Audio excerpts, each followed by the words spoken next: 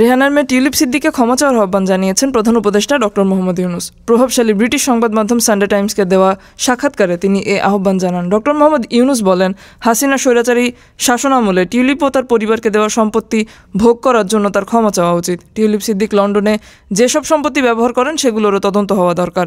যদি প্রমাণিত হয় যে তিনি এসব সম্পত্তি সম্পূর্ণ ডাকাতির মাধ্যমে অর্জন করেছেন, তাহলে তা ফেরত দেওয়া উচিত।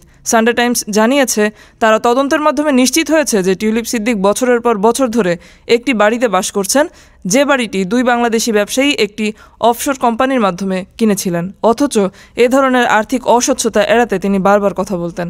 এদিকে বিবিসি জানিয়েছে, ব্রিটিশ প্রধানমন্ত্রী কেয়ার স্টারমারের কাছে ট্রেজারি মন্ত্রী টিউলিপ সিদ্দিককে বরখাস্ত করার আহ্বান জানিয়েছেন সংসদের বিরোধী দলীয় নেতা কেমি ব্যাডেনচ।